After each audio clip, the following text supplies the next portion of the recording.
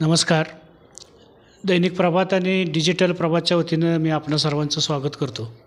आज आपण रहमतपूरमध्ये आहात आणि रहमतपूर नगरपालिकेच्या निवडणुकीत राष्ट्रवादी काँग्रेस अजित पवार पक्षाचे सुनील माने या ठिकाणी निवडणूक त्यांचं पॅनेल लढवतं आहे आणि गेली 25 वर्ष ते स्वतः या रहमतपूरच्या विकासामध्ये सहभागी होत आहेत.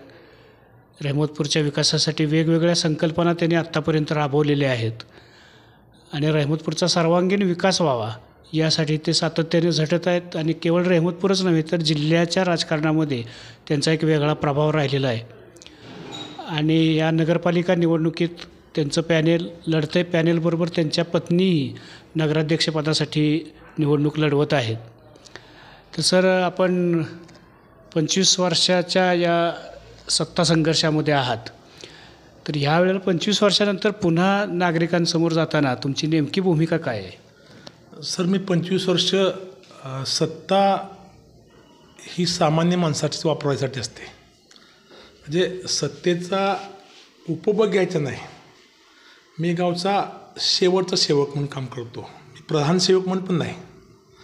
सामान्य माणसाच्या ज्या अडचणी आहेत, प्राथमिक अडचणी असतील, आरोग्याच्या अडचणी असतील, शैक्षणिक अडचणी असतील किंवा मुलांच्या शिक्षणाचे प्रश्न आहेत, नोकरीचे प्रश्न आहेत, ह्या सगळ्या प्रश्नामध्ये मी इलेक्शन आलो म्हणून काम करतो असं नाही सर. माझी एक भूमिका आहे की मी ज्यावेळेला सुरुवातीला राजकारणामध्ये आलो तेव्हा राजकारण हे माझ्या डोक्यात नव्हतं. एक पंचवार्षिक माझे वडील नगराध्यक्ष होते म्हणून आपण कुठंतरी नगरपालिका राजकारणात आलं पाहिजे हे भूमिका घेऊन काम केलं, सुरुवात केलं. त्यावेळेला गावची परिस्थिती बघितली आणि अशा परिस्थितीमध्ये गाव होतं की ते गाव नगरपालिका पण म्हणता येत नाही आणि खेडेगाव पण म्हणता येत नाही. शेवटी प्रत्येकाला गावाचा स्वाभिमान असतो. माझी भूमिका आहे, ज्या गावामध्ये माझी नाड पुरली त्या गावाची काहीतरी मी देणं लागतो आणि त्या देण्याच्या भूमिकेतून मी काम करतो आहे. निश्चित माझं एक स्वप्न आहे, रहमतपूर हे एक राज्यातलं वेगळंच शहर आहे की या शहराला एक साहित्यिक इतिहास आहे, सांस्कृतिक इतिहास आहे, कला असेल, एक विचारक बैठक आहे. आपण जर बघितलं जुन्या काळामध्ये रहमतपूरमध्ये राष्ट्रीय सेवा दलाची एक शाखा होती आणि राष्ट्रीय सेवा दलाच्या माध्यमातून एक मधली पिढी घडली. परंतु आताच्या राजकारणामध्ये कुणीही राजकारण करावं, शेवटी समाजाचा उत्कर्ष असला पाहिजे राजकारणामध्ये. राजकारण हे सत्तेचं नसलं पाहिजे. म्हणजे जर आपण या महाराष्ट्राचा राजकीय इतिहास बघितला तर कधी नव्हते असं महाराष्ट्रामध्ये ध्रुवीकरण, सामाजिक ध्रुवीकरण चाललं आहे. माझ्यासारखा कार्यकर्ता, वाचणारा कार्यकर्ता आहे की मी जे शाहू फुले आंबेडकर विचार जपणारा कार्यकर्ता आहे. म्हणजे स्वर्गीय यशवंतराव चव्हाणांनी या राज्याचा मंगल कलश आणला. चव्हाण साहेबांनी या देशाला, या राज्याला दिशा देण्याचं काम केलं. आज महाराष्ट्र हा एक नंबरला काय की चव्हाण साहेबांनी त्याची पाया रचला. वसंतदादा असतील, वसंतराव नाईक असतील, अनेक मुख्यमंत्र्यांनी त्यांच्या कल्पकतेतनं जे महाराष्ट्रामध्ये चांगलं देता येईल. जर आपण बघितलं ह्या 10 वर्षाच्या कार्यकाळात तर महाराष्ट्राची अधोगती सुरू आहे. म्हणजे स्वतःच्या राजकीय पोळीसाठी मराठा मुस्लिम, मराठा माळी, मराठा वंजारी हे जे राजकारण सुरू आहे हे महाराष्ट्राला पुढे घेऊन जाणार नाही सर. आणि त्या ठिकाणी एक वेगळ्या भूमिकेतून काम मी माझ्या गावात काम करतो आहे सर. मी 25 वर्ष काम करतो आहे. म्हणजे वयाच्या 22 वर्षी मला रहमतपूरनं नगरसेवक केलं, वयाच्या 23 वर्ष नगराध्यक्ष केलं. मी त्या काळामध्ये बघितलं, त्या काळ आणि आत्ताचा काळ थोडं माझं राजकीय नैराश्य आलं आहे. म्हणजे खरोखर नैराश्य आलं आहे. ज्या काळामध्ये माणसं स्वतःचा प्रपंच करतात त्या काळामध्ये मी गावाचा प्रपंच केला आहे. तुम्हाला सविस्तर सांगू शकतो गावाची परिस्थिती काय होती, किती योजना आणल्या, काय आणलं, गावाची मानसिकता बदलायचा प्रयत्न केला, मुलांची मानसिकता बदलायचा प्रयत्न केला. परंतु या 4 वर्षामध्ये प्रशासक आहे, आमचाही संपर्क कमी आला प्रशासनामुळे जाण्यामुळं. आणि 14 सालानंतर काय टर्न झाला माहीत नाही, परंतु तरुणांच्यामध्ये एक वेगळी भूमिका घेऊन काम करायला लागले. शेवटी कुठलाही देश असेल, कुठलंही राज्य असेल, हे एका जातीय धर्माच्या नावाखाली काम करू शकत नाही. आपण जे जगातले देश बघितले, जे धर्माच्या नावावर देश निर्माण झाले, त्या देशाची परिस्थिती आता सर काय आहे. आणि ह्या भारत हा एकमेव देश आहे की जो संविधान मानतो आणि संविधानच्या माध्यमातून त्या ठिकाणी काम सुरू आहे. सर माझा मुलगा अमेरिकेला आहे. एक छोटंसं उदाहरण देतो. ज्यावेळेला अमेरिकेचं इलेक्शन सुरू होतं तेव्हा हिलरी क्लिंटन उभ्या होत्या आणि आत्ता ते डोनाल्ड ट्रम्प.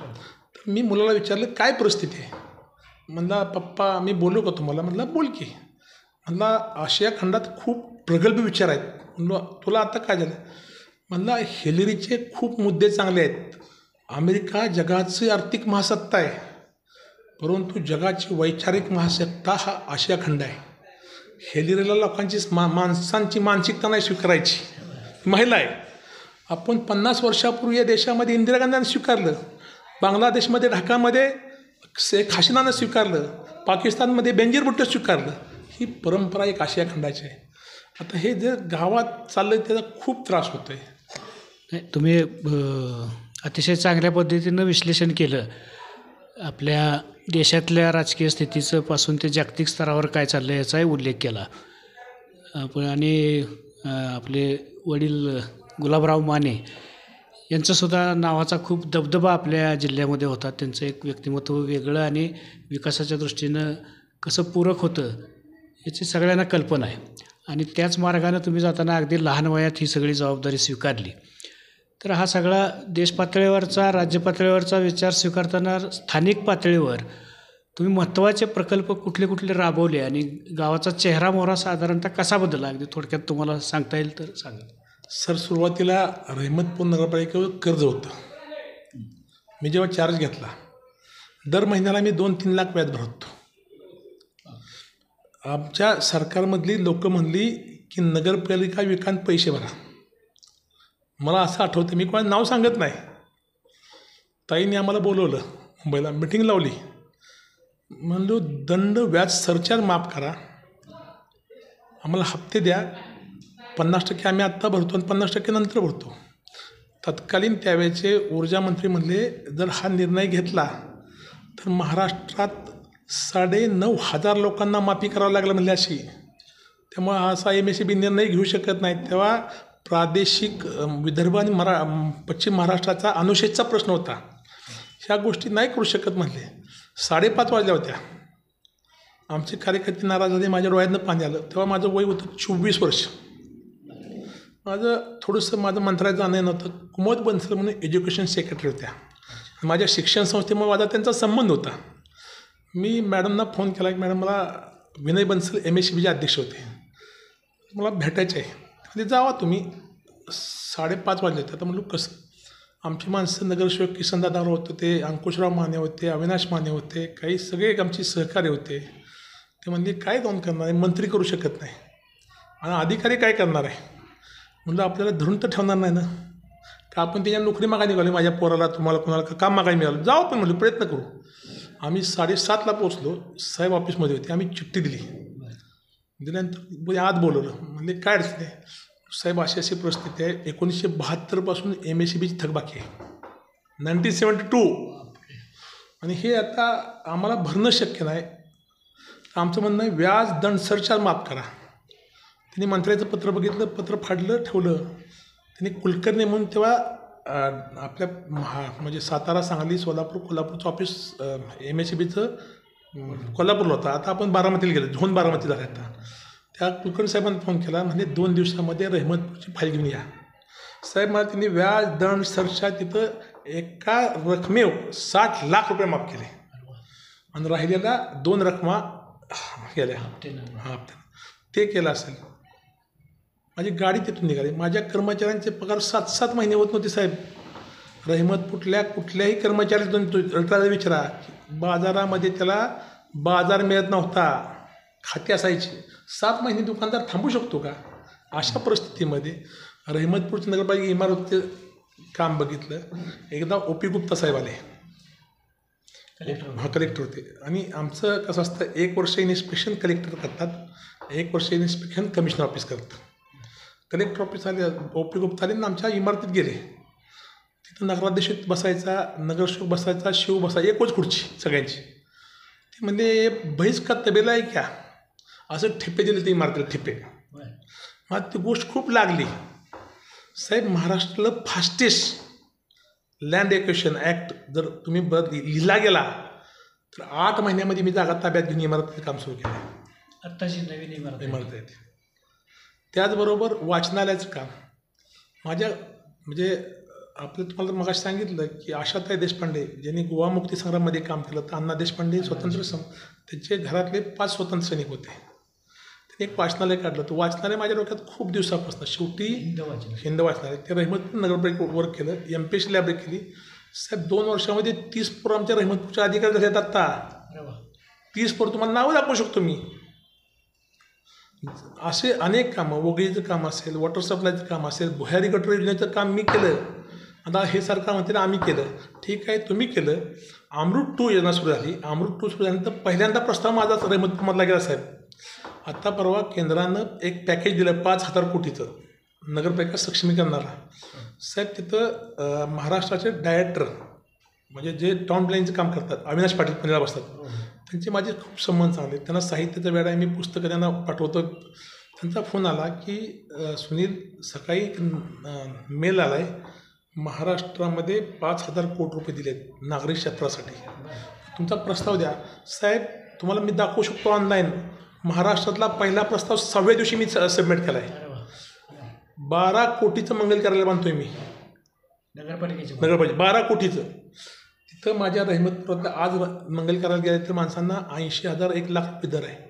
आम्ही रहमतपूरचा मुलगा असेल मुलगी असेल 40,000 रुपये देणार आहे.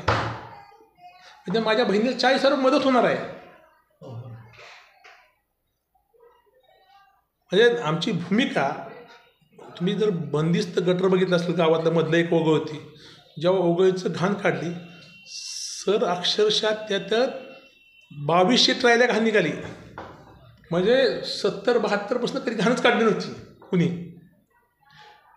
आणि ती ओघळ बांधून घेतली. साहेब प्रत्येक काम हे करत असताना त्यामध्ये त्या कामासाठी येतो. दुसरं तुम्हाला सांगतो, मी जिल्ह्याचा अध्यक्ष म्हणून काम करतोय. सातारा जिल्ह्यामध्ये MBBS मेडिकल कॉलेज मंजूर झालं, तुम्हालाही माहीत आहे. तो विषय खूप गाजत होता. जयंत पाटलांनी कॉलेजची जागा इरिगेशन दिली, ते कॉलेजचं काम सगळं सुरू झालं. प्रत्येक मेडिकल कॉलेजला एक उपकेंद्र असतं की त्या ठिकाणी त्या उपकेंद्रातली माणसं डॉक्टर प्रॅक्टिसला येतात. आपण जर मिरजचं उपकेंद्र सावजला केलेलं आहे आराराबाने. सातारा मेडिकल कॉलेजचं उपकेंद्र रहमतपूर साहेब मंजूर घेतले मी दिल्लीतनं करून, आणि 2.5 एकर जागा त्यांना दिली मी त्यांना. हो काम झालं नाही जागा हे तर ते मेडिकल कॉलेजचं काम सुरू आहे. मी दादांना परवा बोललो की दादा उपकेंद्राचं काम आपलं सुरू करायचं. दादा म्हणजे हे संपल्यानंतर मी बजेटमध्ये तुला डायरेक्ट उपकेंद्रासाठी 10 कोटीची व्यवस्था करून देतो. विकासाचा अनुशेष तुम्ही 1972 पासूनचा जवळजवळ पूर्ण करण्याचा प्रयत्न केला, आणि मग त्यानंतर तुम्ही गतीनं काम करू लागलात असं एक चित्र निर्माण झालं. तर जगाशी स्पर्धा करताना किंवा जगातली वेगवेगळी शहरं बघताना आपल्या रहमतपूरमध्ये काय व्हावं आणि कशा पद्धतीनं आपल्या रहमतपूरला विकासाची दिशा दिली पाहिजे याचा विचार तुम्ही कसा केला आणि त्याची अंमलबजावणी कशी केली? सर मी जिल्हा बँकेला व्हाईस चेअरमन होतो. मी ऑस्ट्रेलियाला गेलो, न्यूझीलंडला गेलो. तिथं मी रस्ते बघितले, त्यांची रचना बघितली. ते बघितल्यानंतर रस्ता खोदायला लागला नाही पाहिजे. साहेब आता रहमतपूरचे मेन रोड आहेत ना, तिथं 3 ट्रॅकची गटर केलेत. तुम्ही विचारा कोणालाही. एक स्टॉर्म वॉटरचा आहे, एक इलेक्ट्रिकचा आहे आणि एक गॅसचा आहे. आता तुम्ही तो उद्या चला बघायचं आला मेन लाईनची सगळी गटर स्टॉर्म 3 कप्पे केलेत. म्हणजे पाण्याची पाईप मधनं गेली नाही पाहिजे, साईडनं गेली पाहिजे. उद्या गॅसची सिटी झाली तर ते करता आलं पाहिजे. आणि अंडरग्राऊंड लाईट कुठंही तुम्हाला भविष्यामध्ये रहमतपुरात लाईट दिसणार, अंडरग्राऊंड लाईटचं काम सुरू आहे. म्हणजे जे काही चांगलं करता येईल, जे बाहेर गेलो कुठं काय बघितलं ते सगळं आपल्याला रहमतपूरमध्ये आणण्याचा आमचा प्रामाणिक प्रयत्न आहे. त्याच्यापेक्षाही सर पुढे जाऊन सांगतो, हिंद वाचनाच्या माध्यमातून मी मध्ये एका माझ्या मित्राच्या मुलासाठी फोन केला जॉबसाठी. तर ते म्हणजे तुमच्या त्या विद्यार्थ्याला जर फ्रान्स भाषा येत असेल तर आमच्याकडं 5 लाख रुपये पॅकेज नोकरी आहे लगेच. मला ते खटकलं. रहमतपूरच्या वाचनालयाच्या माध्यमातून आपण जापनीज भाषा सुरू केली. आणि बकुल वैद्य म्हणून आहे ज्या पुण्याचे साहेब, पुण्यामध्ये फी किती आहे जॅपनीज जर्मन भाषेला वर्षाला 40,000. आम्ही 7,000 रुपये कोर्स सुरू केलेत, स्पॉन्सरशिप केली, आम्ही स्वतः स्पॉन्सरशिप केली. तुम्ही बघा तुमचे रेकॉर्ड आहे आमच्याकडं. वेगवेगळ्या भाषा रहमतपूरमधल्या मुलांना आल्या पाहिजेत यासाठी. शासनानं आत्ता सुरुवातीला निर्णय घेतला आहे की जागतिक भाषेचं करायचं. नवीन जो सिलेबस येतो आहे किंवा नवीन जे शैक्षणिक धोरण येते त्या धोरणामध्ये घेतलं आहे. पण आम्ही 3 वर्षापासून काम सुरू केलं साहेब. म्हणजे जगाच्या कुठंतरी आपण असलं पाहिजे, रहमतपूर नक्की माझं असलं पाहिजे. जे काही चांगलं करता येईल ते आम्ही प्रयत्न करतो आहे. म्हणजे शहरातले रस्त्यांचं डांबरीकरण किंवा कॉन्क्रिटीकरण करणं आणि शहर सुशोभीकरण करणं यासाठीचे पण काही तुम्ही प्रयत्न केलेत? नाही सर, कसं झालं आहे, आमचं ते मास्टर प्लॅन तयार होता. स्वच्छ भारतमध्ये रहमतपूर 2 वेळा पहिल्या 50मध्ये आलं मागच्या 5 वर्षात. आणि ह्या 4 वर्षामध्ये प्रशासकानं त्या ठिकाणी कसलंही काम केलं नाही. त्याला ह्या गावचं घेणं नाही. 3 वर्षासाठी तो आला आहे. शेवटी गावाची अटॅचमेंट ही त्या स्थानिक लोकांची असते. अधिकारी आणि प्रशासक किंवा पदाधिकारी हे एकत्र आले तर चांगलं काम होऊ शकतं. मी माझ्या वाचनामध्ये गोष्ट आली, जेव्हा स्थानिक स्वराज्य संस्थेची संकल्पना राबवली गेली जिल्हा परिषदची, त्या यशवंतराव चव्हाण साहेबांनी जिल्हा परिषदच्या सगळ्या शिवोंची महाराष्ट्राची मीटिंग घेतली होती आणि एक सांगितलं की कसं काय करायचं, काम कसं करायचं. तर सगळं झाल्यानंतर एक अधिकारी उठला, तरुण पोरगाव IAS. मला चव्हाणसाहेब तुमच्याकडून आमच्याकडून काय अपेक्षा आहे. चव्हाणसाहेबांनी एक फार मार्मिक उत्तर दिलं. म्हणजे पदाधिकाऱ्याला नाही म्हणता आलं पाहिजे आणि अधिकाऱ्याला हो म्हणता आलं पाहिजे. हे महाराष्ट्राच्या विकासाचं गमक आहे. परंतु आता नवीन पोरं होईच म्हणत नाहीत कशाला. शेवटी काम करत असताना नियमात असेल तर माणसं तुमच्याकडे येणार नाहीत. अडचणी असतात काही, थोडंसं प्रशासनाला फटा देऊन शेवटी मी एक असं कार्यकर्ता मानणार आहे की शासन लोकांना शासन करायचं. शासन आहे का? शासनाचा अर्थ काय? लोकांना शासन करायचं का? कुठल्याही गोष्टीला कुठंतरी व्यवहार आणि कायदा ह्याची सांगड घालून काम झालं पाहिजे, तरच आपण गावाचा विकास करू शकतो. आणि ती माझी भूमिका 25 वर्षापासून आहे. गावाचा भौतिक विकास होईल यासाठी तुम्ही भरपूर प्रयत्न केले आणि गावाला एक सामाजिक सांस्कृतिक असा एक इतिहास आहे, शैक्षणिक इतिहास आहे. शैक्षणिक संस्था इथं खूप आहेत. मगाशी तुम्ही उल्लेख केल्याप्रमाणे अण्णा देशपांडे आणि त्यांच्या कुटुंबाचं एक चांगलं काम आहे. वेगवेगळ्या क्षेत्रात त्यांनी उल्लेखनीय काम केलं आहे. अगदी अभिनयाच्या क्षेत्रात आणि नाटक लिहिण्याच्या क्षेत्रातसुद्धा गोपू देशपांडे त्यातले आहेत किंवा अमृता सुभाष आणि त्या दोघीजणी अभिनयाच्या क्षेत्रात आहेत. त्यामुळं साहित्याचा वारसा याला आहे. वसंत कानेटकर इथले, कवी गिरीश इथले. त्यामुळे साहित्यिक आणि सांस्कृतिक चळवळीला बळ देण्यासाठी एक स्थानिक स्वराज्य संस्था कशा पद्धतीनं मदत करू शकते याची काय उदाहरणं तुम्ही निर्माण केलीत का? साहेब, रहमतपूरमध्ये एक कलादालन आहे. संगीताचं कलादालन राजेंद्र शिंदे सुरू केलं आहे. त्या राजेंद्र शिंदे पुण्यात असतात.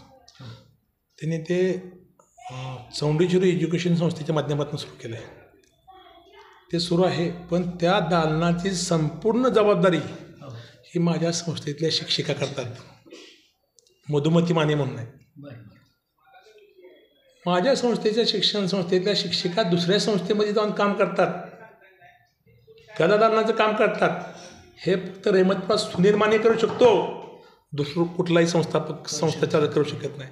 हे तुम्ही मगाशी सांगितलं.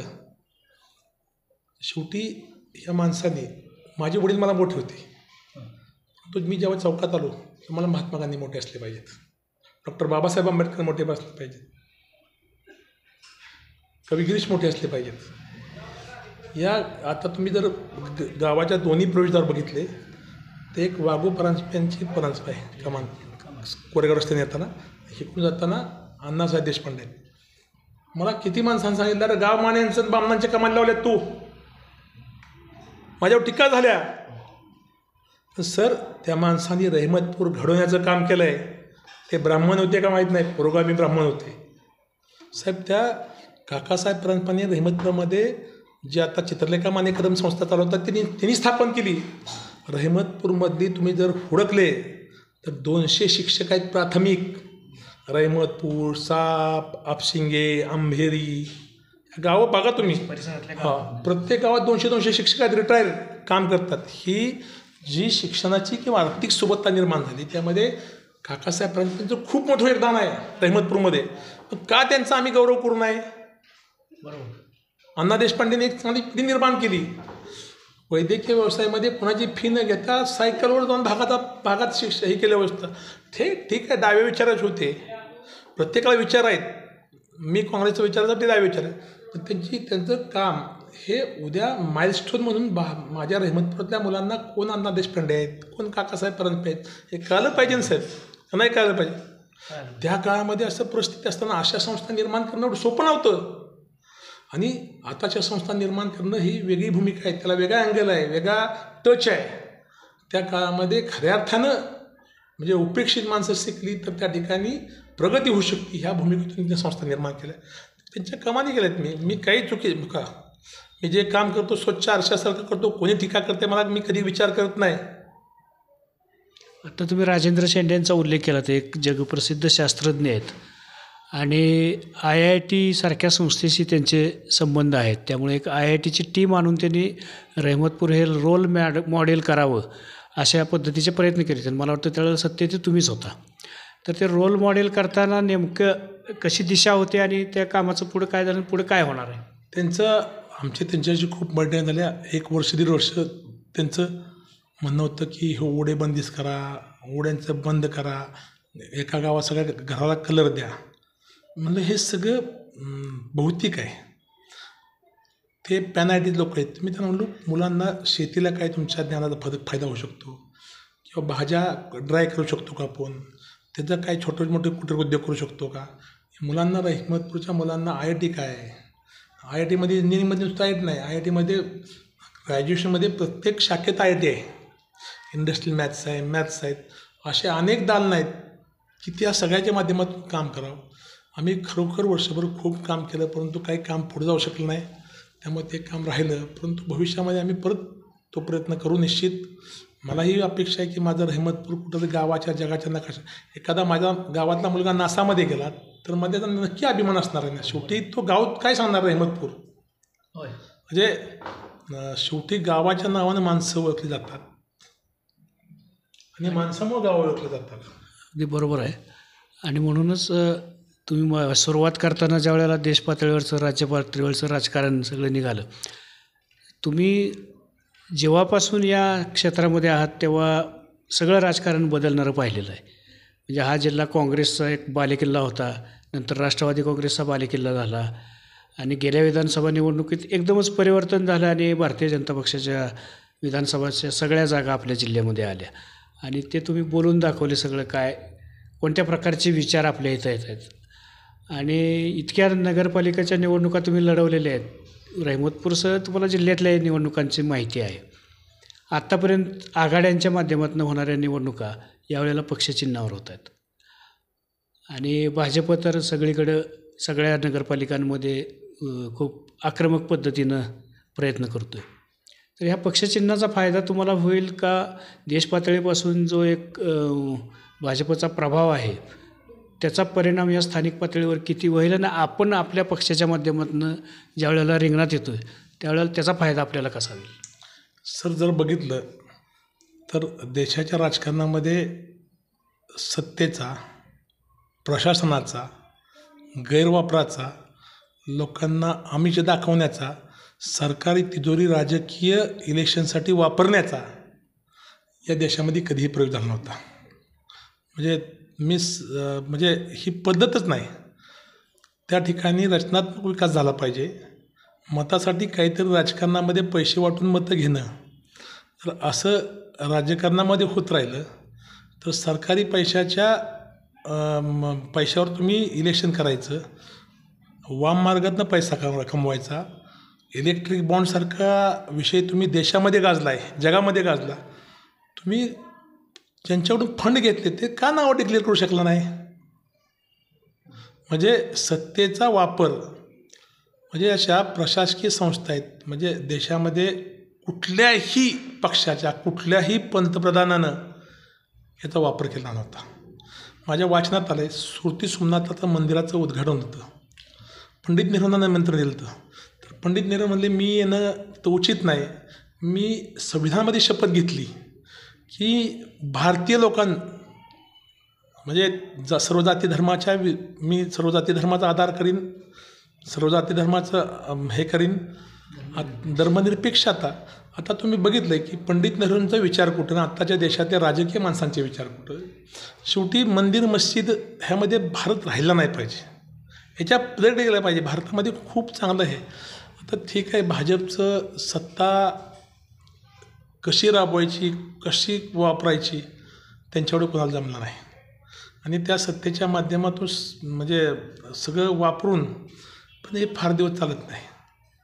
देवाच्या काठीचा आवाज नसतो, कधी कोणाच्या कांबारड्यात बसल ते कळत नाही.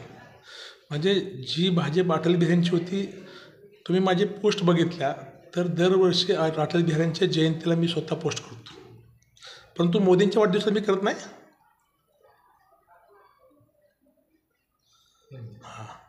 आता स्थानिक पातळीवरती तर तुम्हाला काय जाणवतं? नाही, मला जाणवतं की मुलांच्यामध्ये हिंदुझम करायचं चाललं आहे, मुस्लिम मराठा माळी करायचं चाललं आहे, परंतु रहमतपूर पुरोगामीपणा अजून टिकून आहे.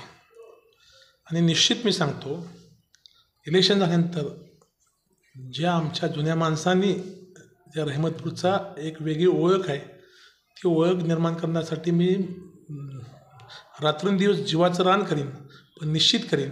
आता राष्ट्रवादी पक्षामध्ये मी काम करतो आहे. सुरुवातीला मी आदरणीय पवारसाहेबांच्यावर काम केलं. ज्यावेळेला पवारसाहेबांचा राष्ट्रवादी पक्ष फुटला तेव्हा अजितदादा हे भाजपकडे गेले. तेव्हा मला अजितदादांचा फोन आला होता. आपल्याला माहीत असेल, सातारा जिल्ह्यामध्ये सर्वात जास्त जवळ अजितदादांचा असेल तर कोण मी होतो. मला दादांनी राष्ट्रवादी पक्षाचं अध्यक्ष दादांनी केलं आहे, कार्याध्यक्ष केलं, जिल्हा बँकेचं उपाध्यक्ष केलं. परंतु दादा थोडेसे मला वाटलं की आता भाजपकडे गेले. दादांचं थोडंसं मला सगळ्यांचा फोन आले, तुम्ही निर्णय घ्या दादांच्या जवळचा. नाही, दादांनी थोडंसं मला विचार सोडला असं वाटतो. म्हटलं मी येणार नाही. त्यानंतर मी 4 वर्ष पवारसाहेबांच्या माझ्या स्वतःच्या पैशानं पक्षात काम केलं साहेब. आणि पडत्या काळामध्ये ह्या सातारा जिल्ह्यामध्ये कोण नसताना मी जिल्हाध्यक्ष म्हणून काम केले. सडकून टीका केली, माझे आरोप झाले, माझ्या केसेस करण्याचा प्रयत्न केला, सगळं झालं आहे. माझ्या 18 केसेस आहेत सर आंदोलनाच्या, सगळं केलं. परंतु त्या ठिकाणी आमच्या सर्व कार्यकर्त्यांची इच्छा होती आपण अजितदादा आमच्यावर जायचं. दादांनी मला मध्ये एकदा 2-3दा म्हणले माझ्याकडे ये. मग मी दादांनी बोलत असताना दादा म्हणले माझं प्रत्येक भाषण ऐक, माझ्या प्रत्येक भाषणामध्ये शाहू फुले आंबेडकर म्हणजे मी भाजपच्या माणसांना सांगितलं की मी माझा विचार सोडणार नाही, मी तुमच्याबरोबर आहे सत्तेत. आता सुरुवातीला जेव्हा देश स्वतंत्र झाला 1947 साली, तेव्हा सर्व पक्षांचं सरकार होतं. अडवाणीपासून सगळे मंत्रिमंडळात होते, नेहरूंच्या होते ना. हे प्रयोग अनेक वेळा झालेत महाराष्ट्रात. दादा म्हणजे मी गेलो आहे. मला दादांचं एक उदाहरण आठवते. मी पेपर वाचला, नागपूरला अधिवेशन होतं आणि त्या अधिवेशनात सगळ्यांना रेशीमबागाचं निमंत्रण होतं. एकनाथ शिंदे साहेब रेशीमबागेत गेले, मी वाचत होतो, बघत होतो. दादा रेशीमबागेत गेले नाहीत, म्हणून मी दादांच्याबरोबर गेलो. आता 25 वर्षानंतर लोकांसमोर जाताना तुम्हाला लोकांमधून कशा पद्धतीच्या प्रतिक्रिया येतात की एकतर तुम्ही विकास चांगला केला असं म्हणणारे लोक असतील, अजून बरंच काय करायचं आहे असं म्हणणारे असतील, किंवा तुम्ही काहीच केलं नाही असंही म्हणणारे लोक असतील. तर आत्ताच्या परिस्थितीत हे भाजपनं इथं टक्कर देण्यासाठी पॅनेल उभं केलेलं आहे, तर त्यांचं तुम्हाला आव्हान वाटतं का आणि लोकांमध्ये काय प्रतिक्रिया आहे? सर, मी 25 वर्ष इलेक्शन करतो आहे. त्यावेळेला मी सुरुवातीला पहिले इलेक्शन करताना डॉक्टर शालिनीताई पाटील ह्या तालुक्याचे आमदार होत्या. 2 पंचवर्षी त्यांच्या नेतृत्वाखाली केलं. त्यानंतर बाळासाहेब पाटील 3-4 पंचवार्षिक होते. रहमतपूरच्या इलेक्शनमध्ये कुठलाही बाह्य नेता कधी भाग घेत नव्हता. आज भाजपचे सगळे मंत्री आणि आमच्या गावचे जावई सन्माननीय आमदार घोरपडे रोज रहमतपूरला मुक्कामालाच आहेत. म्हणजे रहमतपूरचा निर्णय रहमतपूरमध्ये झाला पाहिजे का मात्यापूरला झाला पाहिजे? म्हणजे तुम्ही स्थानिक स्वराज्य संस्थेची संकल्पना काय? त्या गावात सरकार त्या गावातल्या माणसांनी निवडलं पाहिजे, त्या गावातल्या विचारानं झालं पाहिजे. आता हे माणसं म्हणतात की काँग्रेसवर टीका करतात की दिल्लीला परमिशन घ्यायला लागते.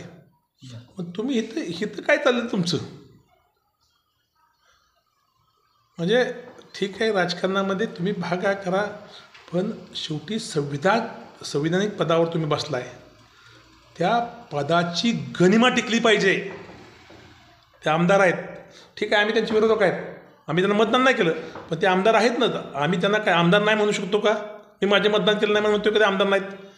एक संविधानिक पद आहे, त्या संविधानिक पदाचा गनिमा तुम्ही टिकवणं काम केलं पाहिजे. आपण किती खाली उतरलं पाहिजे, काय केलं पाहिजे, हे ठरलं पाहिजे. निश्चित मला खात्री आहे की मी माझ्या कामाच्या जीवावर मत मागतो आहे. मी बघितलं आहे, यांना वाटते कोणाच्या दारात जायचं नाही, शेवटच्या दिवशी जाऊन पाकिट द्यायची, मतं घ्यायची. सर मी सांगतो आहे, रहमतपूरमध्ये 6,000 प्रॉपर्टी आहेत. मी सगळ्या प्रॉपर्टीचं आतापर्यंत 70% प्रॉपर्टी मी स्वतः घरी गेलो आहे प्रत्येकाच्या. आणि ह्या इलेक्शनला नाही, मी प्रत्येक इलेक्शनला करतोच. त्यामुळे निश्चित असं का, शेवटी काही माणसं कामाकडे बघणार असतात, काही माणसाला पारंपरिक काव्य आहे माझी. मी किती चांगलं काम केलं, म्हणजे आता पंडित नेहरूंनी चांगलं काम केलं तरी माणसं देशात शिवाय देणार. महात्मा गांधींनी, म्हणजे ज्या माणसानं स्वतःचं कपडे काढून कोट टाय करून या देशात स्वातंत्र्य मिळालं. सर कसं आहे, शेवटी म्हणजे महात्मा गांधींचा खून झाला. का खून झाला? की महात्मा गांधींनी देशाची फाळणी केली म्हणून झाली, बरोबर ना? परंतु फाळणी कधी झाली? 47 साली. खून कधी झाला? 48ला. परंतु 1930 साली जेव्हा महात्मा गांधी पाचगणीला आलते, तेव्हा पण त्यांच्या खुना झाल्याचा प्रयत्न केला ना, नाही केला सर? तेव्हा फाळणी त्यांनी केली, देशाची केली होती का? परंतु लोकांना कसं गांडवायचं, राजकीय कसं, म्हणजे चुकीचं सांगा. आता सरदार वल्लभभाई पटेल किती साली वारले? 52 साली पहिली निवडणूक झाली देशाची. सरदार पटेल 52च्या अगोदर वाढलेत, मग त्यांना पंतप्रधानच केलं नाही म्हणले. आणि इथं गावात पण तसंच चाललंय, हे झालं ते झालं. परंतु समर्थ आहे, मी उत्तर देतोय, मी कुणावर टीका करत नाही. मी माझ्या सभ्यता, जी राजकीय सभ्यता असली पाहिजे, ती सभ्यता पाळून काम करतोय. थोडंच मला प्रशासनाचा त्रास होतोय, परंतु निश्चित जर चुकीच्या माध्यमातून काही दबाव आणायचा प्रयत्न केला प्रशासनानं, तर मी हाय ते इलेक्शन आम्ही थांबवू आणि माघार घेऊ. भाजपनं दिलेलं आव्हान पेलून आपण पुन्हा रहमतपूरच्या विकासात सहभागी होणार असा विश्वास सुनील माने यांनी व्यक्त केला आहे. त्यांच्या या निवडणूक प्रक्रियेला पुन्हा एकदा प्रभातच्या वतीनं मी शुभेच्छा देतो. धन्यवाद. नमस्कार सर.